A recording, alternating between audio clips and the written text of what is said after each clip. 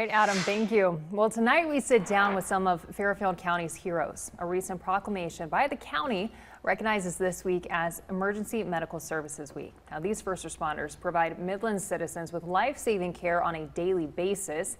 And joining me now are Lieutenant Noah Jones, Lieutenant Patrick Deneen, and Everett Johnson to tell us more about what this week means and the work you guys do. First, I just want to start by saying thank y'all for what y'all do. And this is a week that is so well deserved. But I want to start with you. Kind of what does this week, but even more so, what does your job mean to you?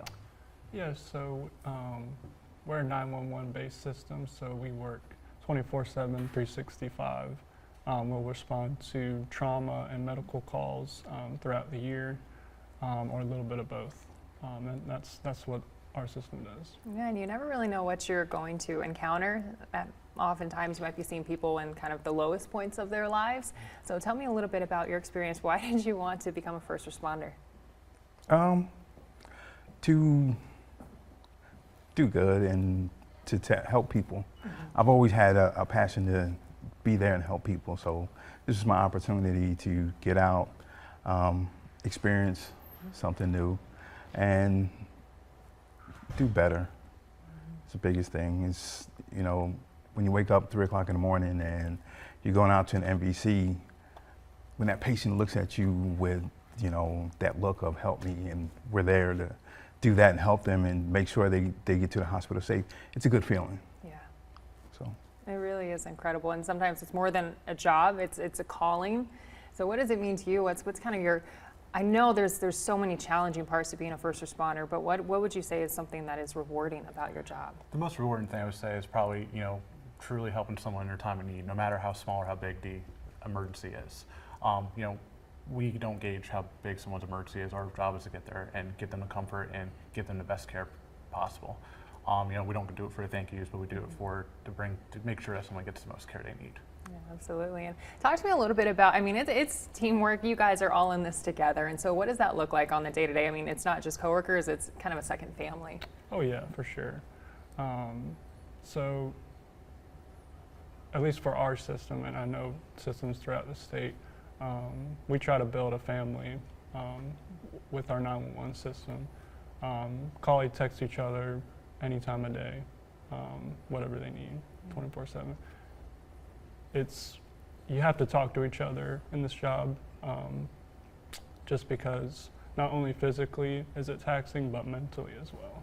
So being able to have somebody to talk to is really important. Yeah, but kind of going off of that, like you said, I mean, you guys encounter some really hard moments in people's lives, but you are also the ones who have to process it. So how do you even go about that?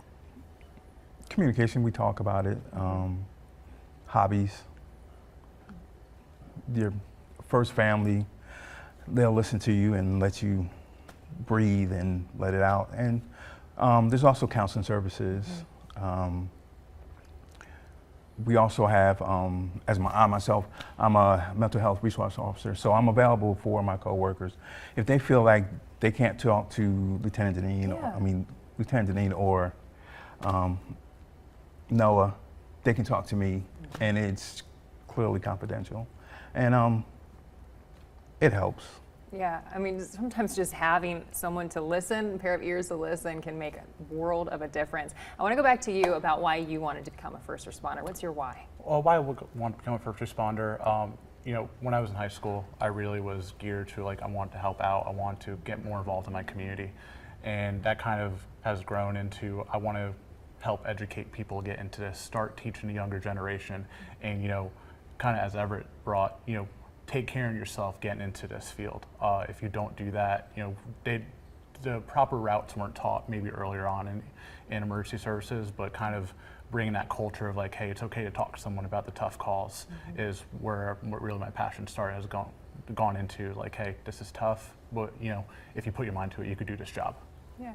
Do y'all have a lot of the younger kiddos and generations kind of come to you guys and maybe look up, kind of are curious about what it is that y'all do on the day-to-day? Oh, definitely. You know, a lot of the times they don't understand what we do, and that's okay. You know, they're young, so it's always exciting to explain to them, you know, why you need to call or when do you need to call and what our job is like. We go to elementary schools every year in Fairfield County to try to talk about that.